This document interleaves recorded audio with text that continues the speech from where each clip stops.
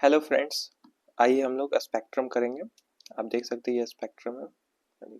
आधुनिक भारत का इतिहास इसको कहते हैं। ये किताब आप लेटेस्ट एडिशन इसको आप खरीद लीजिए, ठीक है। आपके पास है अगर पुराने एडिशन भी है तो कोई दिक्कत नहीं, खास बदलाव नहीं होते। आप अगर नहीं लिए हैं वो कभी आधुनिक भारत के लिए तो आपको क्या करना है कि आपको लेटेस्ट वाला ले लेना। 2025 में भी आ चुका है ना, 2025 वाला भी। तो आप कोई भी एक ले लीजिए, ठीक है, आधुनिक भारत। और उसको क्या करिएगा, मेरे साथ रीडिंग भी करिएगा, ठीक है। ये आपको इम्पोर्टेंट है, रीडिंग करिएगा आप, ठीक है। और अगर रीडिंग आप करने में असक्षम है तो क्या है कि मैं जब पढ़ा रहा हूँ, ठीक है, जैसे मैं अभी आपको चैप्टर 1 पढ़ाऊंगा मान लीजिए, ठीक है, चैप्टर 1, ठीक है। तो इसको क्या करिएगा आप, ये 10 इकाइयों में बटा हुआ है, ठीक है। मैं इकाई वाइज लाऊंगा चैप्टर, जैसे कि इकाई एक में दो चैप्टर है, चैप्टर 1 और चैप्टर 2। तो क्या करिएगा आप, इकाई 1 लिखिएगा ऊपर में, ठीक है। और उसका चैप्टर 1 लिखिएगा, ठीक है, नाम लिख दीजिए दोनों का। उसका जो मैं पढ़ा रहा हूँ उसमें से आपको जो इम्पोर्टेंट लग रहा है अपने शब्दों में उसको साथ साथ मेरे साथ लिखिएगा, ठीक है, वीडियो पॉज कर करके। जैसे कि मैंने कुछ फैक्ट बताया, आपको लगा कि नहीं इंपॉर्टेंट है, मैं अगर बता दूं कि ये इंपॉर्टेंट है तो वो आपको लिखना ही है साथ में। अगर आपको भी लगे कि ये इंपॉर्टेंट है तो आपको यूपीएससी पॉइंट ऑफ व्यू से आपको वहाँ पे थोड़ा शॉर्ट शॉर्ट फॉर्म में अपने शब्दों में लिखना है, ठीक है। तो ये रहा बुक, है ना, ऐसा बुक है। आइए हम लोग क्या करेंगे, ये देखिए इकाई एक का नाम क्या है यहाँ गाइस, देखिए स्रोत एवं उपागम, ठीक है। स्रोत क्या है, उपागम क्या है, इतिहास के संदर्भ में, ठीक है। आप समझ रहे गाइस, ये हम लोग पढ़ने वाले हैं। आप लोग देखिए बुक का, आप देखिए ये आपको 2024 वाला है ना, 2024 वाला एडिशन है। आप क्या करिए, कोई भी आप ले लीजिए, ठीक है। और यूपीएससी पॉइंट ऑफ व्यू से आप पढ़िए। क्यों, कैसा पॉइंट ऑफ व्यू होना चाहिए आपका, आपका फैक्चुअल फैक्ट्स भी होना चाहिए क्लियर, कॉन्सेप्ट भी चलना चाहिए पीटी के लिए, ठीक है। और साथ में आपको मेंस के लिए भी आपको ये आपको बुक को ध्यान में रख के पढ़ना है, ठीक है। ये दो चीज मैं आपको बताऊंगा कि कैसे आपको ध्यान में रखना है, और आप साथ में पढ़िए। चलिए देखिए, प्राचीन भारत में हम लोगों ने पीवाईक्यू कर चुका हूँ हम लोग, है ना, पीवाईक्यू हम लोग कर चुके हैं। और उसके बाद हम लोग मध्यकालीन का भी ले आएंगे, और फिर आधुनिक भारत का और आजादी के बाद का भी ले आएंगे, ठीक है। तो ये क्या है, ये है आपका आजादी का भारत, एकदम ऐसा समझिए, आधुनिक भारत, ठीक है। आधुनिक भारत के इतिहास के स्रोत, ये है आपका चैप्टर 1, ठीक है। चैप्टर 1, एक मिनट देखिए, ये है आपका इकाई 1, इकाई 1। इसके अंतर्गत आपका दो चैप्टर है, चैप्टर 1 और चैप्टर 2, है ना। तो आप क्या है कि ये है चैप्टर 1, आप इसको मिला लीजिए अपने बुक से, चैप्टर 1 है ना, आधुनिक भारतीय इतिहास के स्रोत। तो हम लोग क्या करेंगे, आधुनिक भारतीय इतिहास जो है इसके स्रोतों को पढ़ेंगे कि कहाँ से ये स्रोत लिए जा रहे हैं, ठीक है। आइए, तो आप क्या करिए, आप अभी आप यहाँ समझिए और कॉन्सेप्ट साथ में ही टॉपिक्स का नाम लिखते चलिए, ठीक है। आप, मैं उम्मीद कर रहा हूँ कि आप पूरा तरह से आप एक्टिवली सुन रहे हैं, ठीक है, चीजों को समझने का प्रयास कर रहे हैं पीटी के दृष्टिकोण से और मेंस के दृष्टिकोण से, ठीक है। और क्या है कि साथ में आप क्या करें कि नोट्स बनाने का तैयारी कर रहे हैं, ठीक है, साथ साथ कुछ कुछ लिख रहे हैं, ठीक है। आइए फ्रेंड्स, पूरा लेखीय सामग्री, ठीक है, पूरा लेखीय सामग्री, ये टॉपिक्स का नाम मैं पहले बता दे रहा हूँ कि इस इकाई में हम लोग क्या पढ़ने वाले हैं। जैसे कि चैप्टर 1 में हम लोग क्या क्या पढ़ेंगे अभी आगे, ठीक है। मैं कोशिश करूंगा छोटे छोटे वीडियोस के माध्यम से मैं 2 या 3 पार्ट में इसको खत्म कर दूं, ठीक है। देखिए, पुरालेख सामग्री इसको हम लोग पढ़ेंगे, इसके अंतर्गत क्या आते हैं, पुरालेख क्या सामग्री होती है इसके अंदर पढ़ेंगे, ठीक है। ये टॉपिक्स है, ठीक है, या टॉपिक्स नंबर देखते चलिए। केंद्रीय सरकार के पुरालेख है ना, केंद्र सरकार के कुछ पुरालेख है उसको पढ़ेंगे, राज्य सरकारों के पुरालेख पढ़ेंगे, 3 प्रेसिडेंसी के पुरालेख है ना, इनको पढ़ेंगे, ठीक है। इसमें क्या है, अन्य यूरोपीय शक्तियों के पुरालेख। तो अन्य यूरोपीय शक्तियों के पुरालेख हम लोग पढ़ेंगे, ठीक है। प्रकाशित अभिलेख, न्यायिक अभिलेख है ना, ये आप लोग देखेंगे। उसका जैसे कि प्रकाशित और न्यायिक, जैसे कुछ न्यायिक अभिलेख होते हैं, कुछ कानून वाले जो रहते हैं डॉक्यूमेंट्स, वो। और फिर प्राचीन है ना, प्रकाशित जो कुछ न्यूज़पेपर वगैरह रहता है वो सब पढ़ेंगे, ठीक है। विदेशी संग्रहालयों में पुरालेख सामग्री, आपको पता होगा कि हमारे जो चीजें हैं वो विदेश से भी हम लोग का संबंध था, तो वहां से भी हम लोग को कुछ पुरालेख सामग्री वहां के संग्रहालयों में भी रखा गया है। जैसे कुछ लोग यहाँ आए थे और यहाँ से कुछ सामग्री ले गए थे, तो वो वहां पे रखा गया पुरालेख सामग्री है, उसको पढ़ेंगे, ठीक है।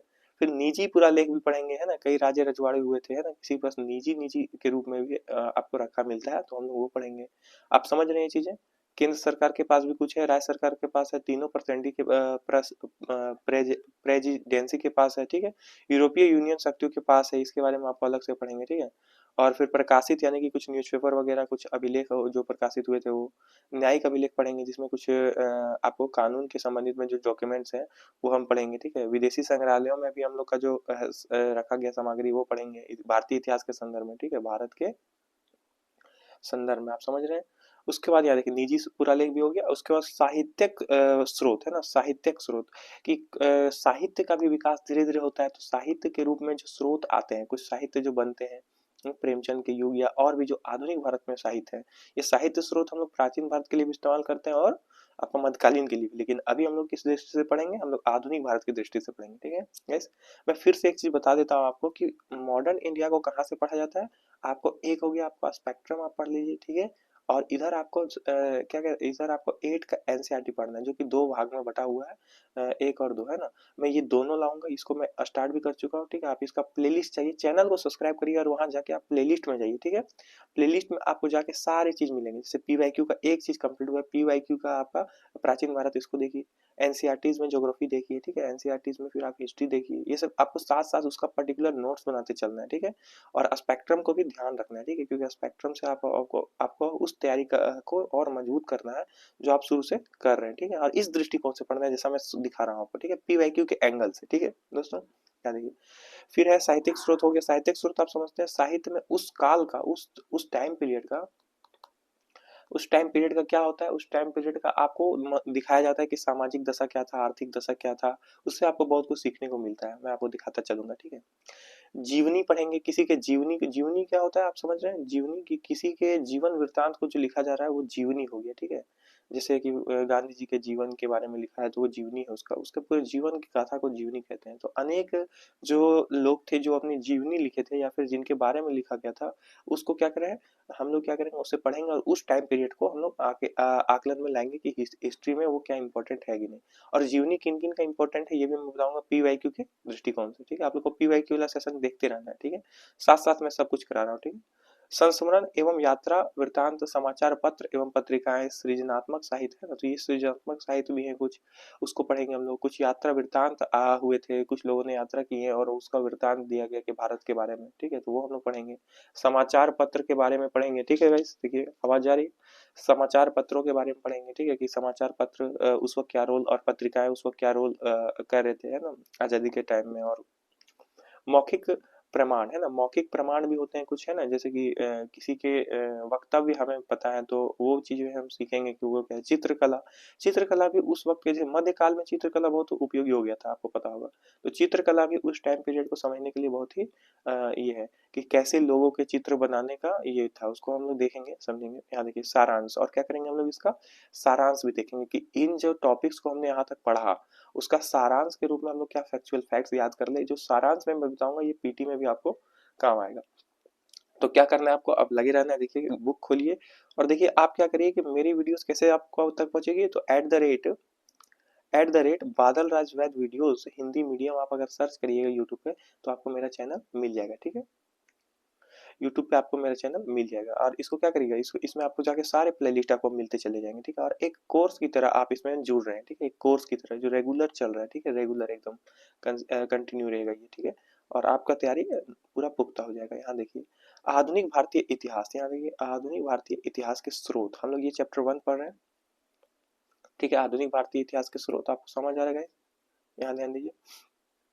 यह है इतिहास, हाँ इतिहास है, इतिहास, इतिहास हिस्ट्री। आप क्या करिए साथ में कॉपी ले लीजिए, ठीक है, और वहां पे इतिहास लिखिए ऐसे साथ में, ठीक है। इतिहास है ना, इतिहास, यानी इतिहास, इतिहास, हिस्ट्री, शब्द ग्रीक शब्द हिस्टोरिया, यहाँ देखिए ध्यान से, कौन सा शब्द, ग्रीक।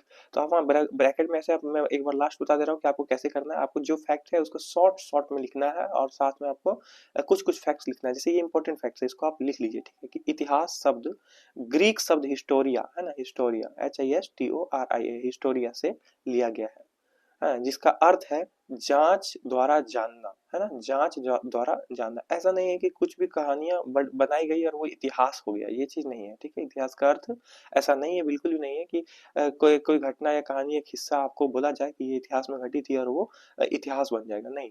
यहाँ पे जांच द्वारा जानना, जैसे कि आप साइंस में क्या करते हैं, आपको अगर ब्लड जांच कराना है तभी तो आपको पता चलेगा ना कि आपका क्या रोग है या कब से है, समझ रहे गाइस।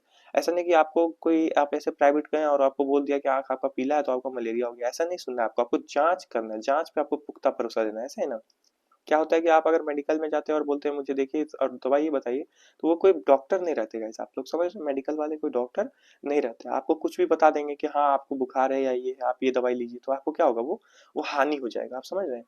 लॉन्ग टाइम में आप सोच के देखिए एक बार, वो हानि करेगा। लेकिन आप क्या करिएगा, ब्लड जांच करवाइएगा एज एक डॉक्टर से, ठीक है।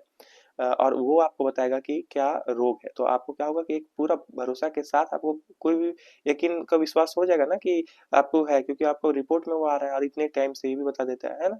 तो यहाँ पे भी बताया जा रहा है कि ऐसा कोई बोल दे कि यही इतिहास है, वो आपको नहीं मानना है, आपको जांच द्वारा जानना है। यही बता रहा है हिस्टोरिया शब्द से, हिस्टोरिया ग्रीक शब्द से लिया गया, ये लिख लीजिए आप, ग्रीक शब्द हिस्टोरिया हिस्ट्री, और जांच द्वारा जानना, ये आप समझ रहे हैं।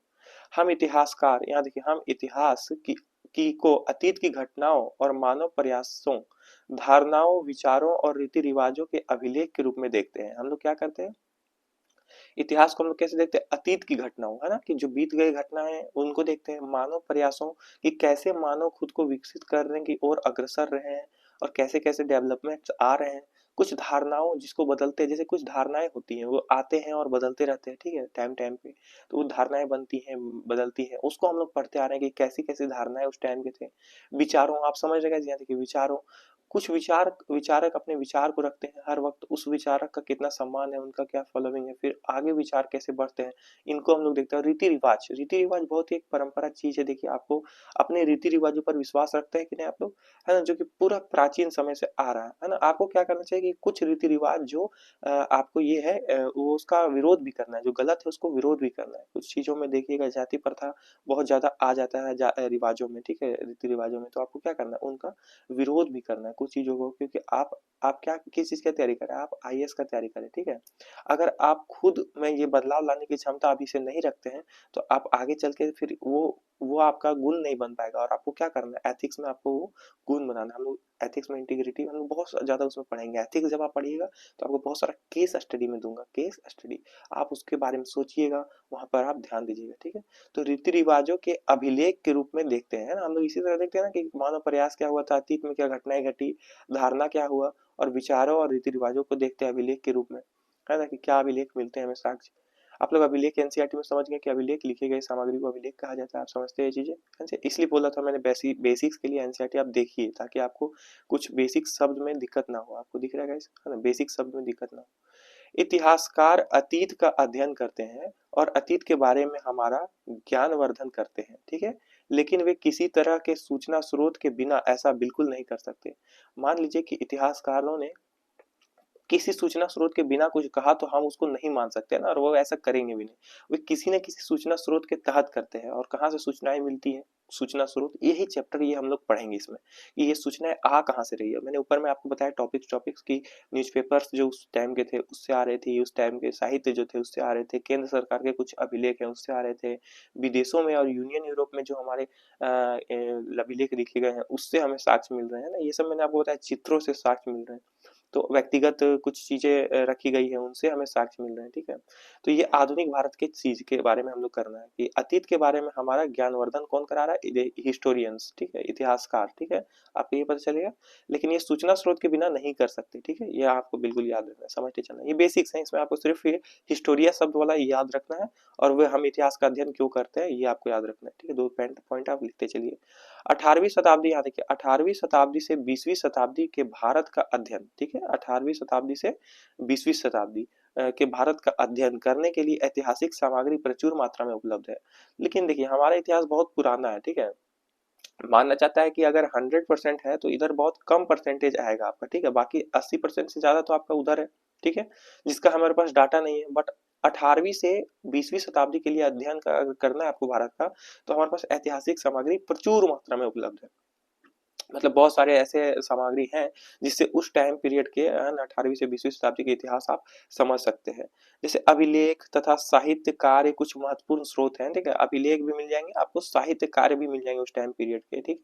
हिंदी साहित्य में आप पढ़ते हैं कि किसका युग कब आया, कौन से टाइम पीरियड का, वो बता रहा है, ठीक है, कहानियों में, निबंधों में, है ना। तो आप वो भी हिंदी साहित्य जिनका है वो ऑप्शनल, वो आप कमेंट करिए कि मेरा ऑप्शनल हिंदी है या हिस्ट्री है, ठीक है, आप बताइए, या और कौन सा आपका ऑप्शनल है, कमेंट करिए, कमेंट से जुड़िएगा तब तो मैं जान पाऊंगा ना। वैसे यहाँ पे देखिए ध्यान से, अभिलेख साहित्य कार्य कुछ महत्वपूर्ण स्रोत है, ये हमें मिलते हैं, जिनमें कथा साहित्यों, मौखिक कहावतों और चित्रकलाओं के अलावा संस्मरण, जीवनियां और यात्रा वृत्तांत शामिल है। तो जो साहित्यिक कार्य हमें मिलते हैं उसमें क्या क्या मिलता है, कथा साहित्य साहित्यों को मिलता है, जैसे कुछ कथा कहानियां है ना, वो लिखते हैं। तो पूरी तरह से हमें उसको नहीं मानना है। जैसे कोई कथा में कुछ कहा है कि ईश्वर ने धरती पर नदी के रूप में बहना शुरू किया, तो हमें उस तरह नहीं मानना है। हमें क्या करना है, उन नदियों को एक हिस्ट्री के रूप में पढ़ना है कि उन नदियों का जिक्र हुआ है, तो उन नदियों के बारे में उस वक्त उस नदी का महानता वो लोग समझते थे, उस वक्त उसका यूज होता था बहुत ज्यादा। तो हमें इस टाइप से पढ़ना है, एंगल से। ये हम लोग हिस्ट्री के एंगल से पढ़ रहे हैं, ठीक है। कथा साहित्य मिल गया। मौखिक कहावतें आपको पता होगा, ये कहावतें कहावतें भी उस टाइम पीरियड के लोगों के सोच को बताता है। आप क्या करिएगा कि कुछ ऐसे कहावत या लोकोक्तियां या मुहावरे जो आपको पसंद नहीं है, ठीक है। बुरे नजर वाले तेरा मुंह काला, जैसे एक हो गया, तो मुंह काला क्यों हो रहा है, कुछ और भी तो हो सकता है, रंग भेद हो रहा है यहाँ पे। समझ रहे हैं आप मैं जो बोलना चाह रहा हूँ।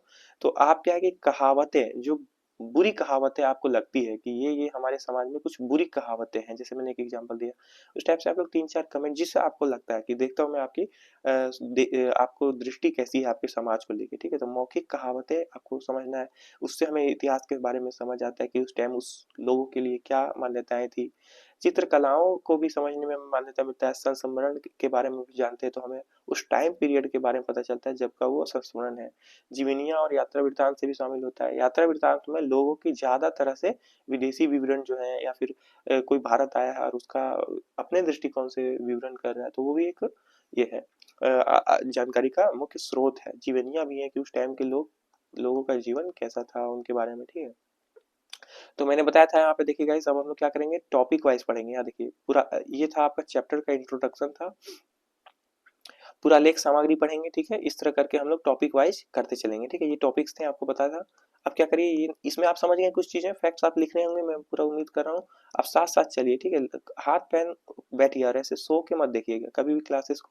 आप उसको बैठ के उसको देखिए और साथ में कुछ नोट डाउन करते चलिए, ताकि आपको ये लॉन्ग टर्म में आपको बैठ जाए। अगर आप अभी मेरे वीडियोस देख रहे हैं तो आपको क्या होगा कि ये याद हो जाएगी चीजें, ठीक है। लेकिन क्या होगा कि आप आगे चल के भूल जाएंगे। लेकिन वही चीज आप अगर लिखते हुए चल रहे, कुछ कुछ फैक्ट्स, ज्यादा नहीं लिखना है, कुछ कुछ फैक्ट्स शॉर्ट में, तो आपको लॉन्ग टर्म तक याद हो जाएगी, ठीक है।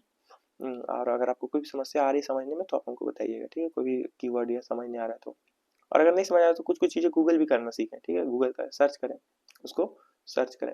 या देखिए, पूरा लेख सामग्री हम लोग समझेंगे कि पूरा लेख सामग्री क्या होती है, ठीक है। टॉपिक आपका नाम लिखते चलिए साथ में, पूरा लेख सामग्री, इसमें जो आपको इंपॉर्टेंट लगेगा वो लिखिएगा, ठीक है। पूरा लेख सामग्री, यहाँ देखिए, आधुनिक भारत के इतिहास के निर्माण में राजकीय अभिलेखों, विभिन्न स्तरों पर सरकारी अभिकरणों के दस्तावेज को सर्वोच्च प्राथमिकताएं दिए जाने की आवश्यकता है।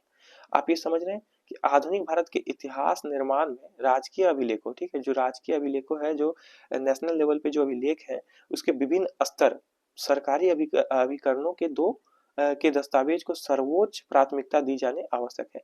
तो इन सबको सबसे पहले रखना चाहिए, सबसे ऊपर प्राथमिकता हमें इन्हीं को देना चाहिए। ये चीजें यहाँ बता रहा है, ठीक है। पूरा लेखीय सामग्री ऐसे दस्तावेज हैं जिन्हें कोई संगठन, लोक प्राधिकारी संस्था, व्यवस्था या परिवार अपने कार्यों के दौरान तैयार करते हैं, और जिन्हें तत्पश्चातवर्ती ऐतिहासिक अनुसंधान या भविष्य के कार्यों के नियोजन के संदर्भ में उनके अधिकारों एवं गतिविधियों के प्रमाण को तो प्रमाण के तौर पर सुरक्षित रखा जाता है। आप समझ रहे हैं गाइस, जब कुछ चीजें परिवार के यहाँ देखिए गाइस, हाँ देखिए, या देखिए वे दस्तावेज जिसको संगठन, कोई संगठन है या लोक प्राधिकारी है या कोई संस्था है या व्यवसाय के बारे में कुछ है या फिर परिवार के बारे में अपने कार्यों के विषय में वो लिखते हैं अपने, जैसे हम लोग कुछ एक डायरी लिख रहे हैं, आपने सुना होगा एक युवा लड़की की डायरी किताब है, तो उस वक्त के इतिहास को वो बता देता है ना कि उस वक्त कैसा युद्ध हो रहा था उसके देश में, आपने पढ़ा होगा तो अगर वो बुक तो वो इस टाइप से वो चीजें बाद में काम आ जाती है, ठीक है। जैसे जब एक बहुत बड़ा महामारी फैला था, तो वहां के एक युवक ने अपनी डायरी में लिखा था उस कंडीशन को कि उस शहर को, पूरा शहर खाली हो गया था। आपने ये सब पढ़ा है, तो वो सब कहाँ से आ रहा है, उससे हम लोग ये चीज समझ। तो इसलिए मैं बोलूंगा कि आप लोग डायरी से अगर लिखा करते हैं डायरी, तो वो आप लिखा करिए कभी कभी, क्या पता वो काम आ जाए पूरा लेख के रूप में, ठीक है। तो आप ये समझ रहे हैं चीजें। और फिर तत्पश्चात ऐतिहासिक अनुसंधान या भविष्य के कार्यों के नियोजन में, है ना, कि ये अनुसंधानिक हो गया, और उसके बाद क्या, भविष्य के कार्यों के रूप में भी लिखा जाता है जो चीजें, है ना, उनके अधिकारों एवं गतिविधियों के प्रमाण के तौर में सुरक्षित रखा जाता है। हम लोग इसलिए उनके अधिकार और उनकी गतिविधियों के प्रमाण के तौर पर, कि ये उनके प्रमाण के रूप में आया, इसीलिए क्या है कि वो जो डॉक्यूमेंट्स है उन्हें हम सहेज कर रखते हैं। यही बताना चाह रहा है कि हम जो वो डॉक्यूमेंट्स है उनको हम सहेज के क्यों रखे हुए अभिलेख के रूप में, क्योंकि हम उनकी रक्षा कर रहे हैं, हम उनकी उनके जो साक्ष्य मिले, यहाँ देखिए प्रमाण मिले हैं, जो उनके जीवन के प्रमाण मिले हैं, यहाँ देखिए प्रमाण के तौर पर रखते हैं सुरक्षित, क्योंकि उनके अधिकारों एवं गतिविधियों के प्रमाण भी, ठीक है। तो ये, और हमें उनसे बहुत कुछ जानने को भी मिलता है, ठीक है। तो ईस्ट इंडिया कंपनी के अभिलेखों ने 1600 से 1857 की कालावधि के दौरान की व्यापारिक दशाओं का विस्तृत विवरण प्रदान किया, ठीक है। यहाँ समझिए, ईस्ट इंडिया कंपनी आप जानते हैं इनका नाम, इनका आगमन भारत में कब हुआ ये आप कमेंट करिए। ईस्ट इंडिया कंपनी अभिलेखों ने 1600 से 1857 की कालावधि, टाइम पीरियड देखिए, के दौरान, इस टाइम पीरियड 1600 से 1857 के दौरान व्यापारी दशाओं का विस्तृत वर्णन प्रदान किया, क्योंकि एक व्यापारी के रूप में ये कंपनी आई थी। और वो क्या किया, वो उनके जो डॉक्यूमेंट्स, उससे हमें क्या पता है कि व्यापारिक दशा का विवरण विवरण मिलता है इस टाइम पीरियड का, आप समझ रहे हैं। तो इस टाइम पीरियड का सोर्स क्या हो जाएगा, ये हो जाएगा इंडिया, ईस्ट इंडिया कंपनी का अभिलेख की व्यापार का कैसा दशा था भारत में, ये जानने का मुख्य स्रोत हो जाएगा ना। किंतु हम लोग एज इट इज नहीं लेते, हम लोग एज इंडियंस भी उसको सोचते हैं कि क्या वे अमेरिकन, वो अमेरिकन या यूरोपियंस जो लिख रहे हैं, क्या वो सही है या नहीं, ठीक है। आप समझ रहे हैं, ब्रिटिश जो लिख रहे हैं वो सही है या नहीं। यहाँ देखिए, यह सत्य है कि ब्रिटेन की वाणिज्य कंपनी ने हजारों मील दूर एक बड़े क्षेत्र पर अपनी राजनीतिक सर्वोच्चता स्थापित की, ठीक है। ये बिल्कुल सही बात है कि वो ब्रिटिश जो थे, ब्रिटेन जो थे, वो वाणिज्यिक कंपनी ने, है ना, इनकी वाणिज्यिक कंपनी ने हजारों मील दूर, वहां से ब्रिटिश से भारत की दूरी कितनी है आप लोग कमेंट करिए, देखिएगा आपको बहुत पता चल जाएगा मैप में, बहुत दूर है, हजारों मील दूर है। और वहां पर क्या किया कि एक बड़े क्षेत्र पर अपनी राजनीतिक सर्वोच्चता स्थापित की, एक बहुत बड़ी बात होती है, ठीक है, उस टाइम पीरियड के लिए, जिनके लिए एक प्रकार के प्रशासन की आवश्यकता थी, ठीक है, जिसके लिए एक प्रकार के प्रशासन की आवश्यकता थी। ऐसा बिना प्रशासन के हो सकता था क्या, एक सुव्यवस्थित प्रशासन व्यवस्था होगी, हम लोग वो समझेंगे, ठीक है, जो पूरी तरह से कागजों पर था, है ना, पूरे तरह से डॉक्यूमेंट्स आधारित था कि ये आपका अगर कर्तव्य है तो आपको ये करना होगा, ये आपका कर्तव्य है तो ये आपका जिम्मेदारी, ठीक है। आप समझ रहे हैं, ऐसा पूरा कागजों पे, है ना। प्रत्येक नीति लिखित होती थी और प्रत्येक व्यवसाय एवं लेन देन प्रमाण, परामर्श एवं कार्रवाई गुप्त पत्रों तथा अन्य पत्राचारों के माध्यम से होता था। आप समझ रहे हैं कि जितने भी लेन देन होंगे वो सब क्या होगा, डॉक्यूमेंट के रूप में होगा, तभी तो इतने बड़े साम्राज्य तक वो क्या कहते हैं, इतने बड़े दूर तक आपको वो अपना प्रशासन को स्थापित कर पा रहा है, ठीक है, राजनीतिक महत्ता को। आप समझ रहे हैं कि उन चीजों को अगर जो भी लेन देन हुए उनको लिखना पड़ेगा ना, कि कहाँ से कितने लेन देन हो रहे हैं और क्या परामर्श आए हैं, कार्रवाई हुई है, ये सब आपको लिखना पड़ेगा। गुप्त पत्रों या अन्य पत्राचारों के माध्यम से होता था, ठीक है, कुछ गुप्त पत्र होते थे, कुछ इंपॉर्टेंट डॉक्यूमेंट्स हो जाएंगे तो उसको रखा जाएगा गुप्त, और कुछ अन्य पत्राचार भी होते थे, है ना, तो उनको लिखते थे, जिसके परिणाम स्वरूप ऐतिहासिक सामग्री की मात्रा में कल्पनातीत वृद्धि हुई। ये डॉक्यूमेंट जब बहुत सारे मिलते हैं तो क्या हो जाता है कि इतिहास के रूप में ही हमें बहुत सारे वृद्धि हो जाती है, कि ये डॉक्यूमेंट से हम लोग समझ सकेंगे। राजकीय अभिलेख आपको समझ आ रहा है guys? राजकीय अभिलेख निदेशक मंडल और बोर्ड ऑफ कंट्रोल, ये सब आप जान रहे हैं, राजकीय अभिलेख निदेशक मंडल और बोर्ड ऑफ कंट्रोल, ये सब पॉलिटी में पढ़ते हैं आप लोग। से पॉलिटी का कुछ हिस्सा, आरंभिक हिस्सा इतिहास में भी आता है और पॉलिटी में भी आता है, ये आपको पता होगा, ठीक है। से संबंध अभिलेखों के अतिरिक्त जिले से लेकर सर्वोच्च सत्ता तक प्रशासन के सभी स्तरों को शामिल करते हैं, ठीक है, जिले से लेकर, ठीक है, कहाँ पर, अभिलेखों के अतिरिक्त जिले से लेके सर्वोच्च सत्ता तक प्रशासन के सभी स्तरों को शामिल करते थे ना। मैंने बताया ना कि कैसे कैसे बड़े, जैसे ऊपर के क्या कर्तव्य है, नीचे के क्या कर्तव्य है ना, और छोटी मोटी चीजों के क्या कर्तव्य है, तो ये चीजें वहां आपको बताया जा रहा है कि जिला स्तर तक, आपको जिला स्तर से लेके आपको पूरा ऊपर तक राजकीय अभिलेखों का किया जाता था। यहाँ समझिए, प्रशासन के सभी, है ना, सभी स्तरों को शामिल करते थे, है ना, प्रशासन के सभी स्तरों को शामिल करते थे। जब ब्रिटिश महारानी क्राउन, है ना, महारानी को क्या बोलते थे, क्राउन, यहाँ आप ध्यान दीजिए, क्राउन जैसे कुछ टर्म्स है, ये सब आप रखिए, याद रखिए। क्राउन जैसे यहाँ लिखा हुआ है तो आप लिख लीजिए ब्रैकेट में कि ये ब्रिटिश महारानी के लिए शब्द इस्तेमाल हो रहा है, क्राउन, ठीक है। ने प्रशासन भारतीय, है ना, भारतीय, है ना, संभाला, तो उसने भी बड़ी मात्रा में विभिन्न तरीकों से राजकीय अभिलेख सुरक्षित रखे, ठीक है। तो जब क्राउन का जो सीधा डायरेक्ट कंट्रोल आ गया था भारत पे, तो क्या है, उन्होंने भी बहुत सारे सुरक्षित रखे थे अभिलेख, ठीक है, ये बात आपको पता होना चाहिए।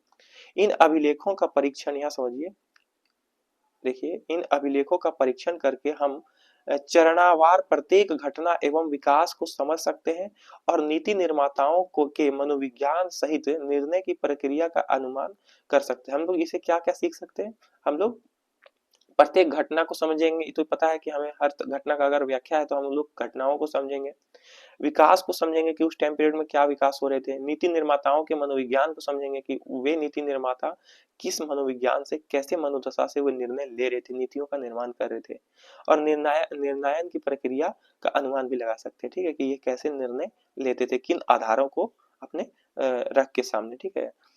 इन अभिलेखों के अतिरिक्त, जो ये अभिलेख है इसके अतिरिक्त अन्य यूरोपियन ईस्ट इंडिया कंपनियों जैसे पुर्तगाली, डच, फ्रांसीसी, आपको बताया था ये क्रम पूछते हैं, क्रम पूछते हैं तो इसको क्रम को रखना है, नोट करना है कि कौन से क्रम आए थे।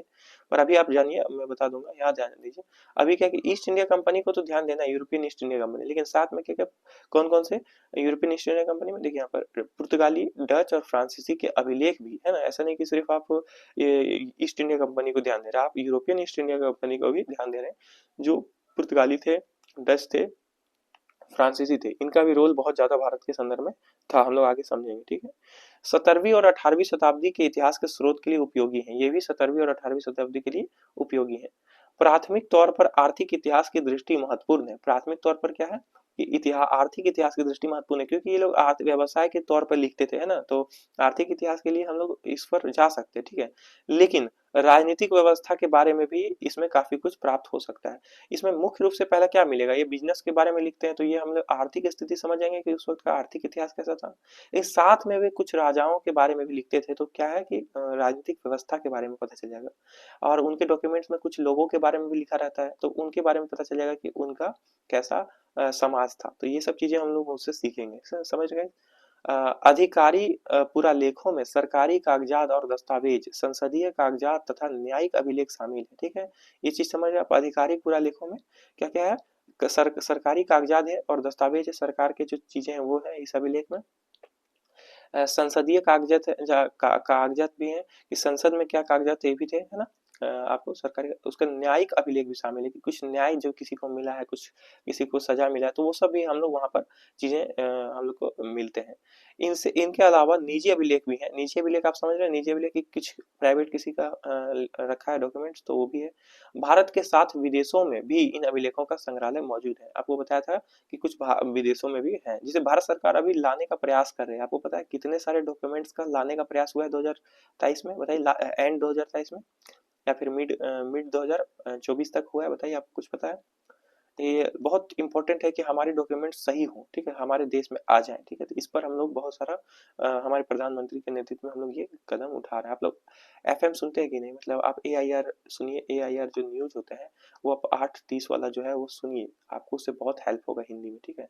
आप अगर हिंदी मीडियम में कर रहे हैं तो आपको क्या करना है, आपका सोर्स हिंदी करना है सबसे पहले, दूसरा क्या करना है, इंग्लिश से भागना नहीं, ठीक है, इंग्लिश में अगर कुछ मिल रहा है तो आप उसको अंडरस्टैंड करिए, है ना।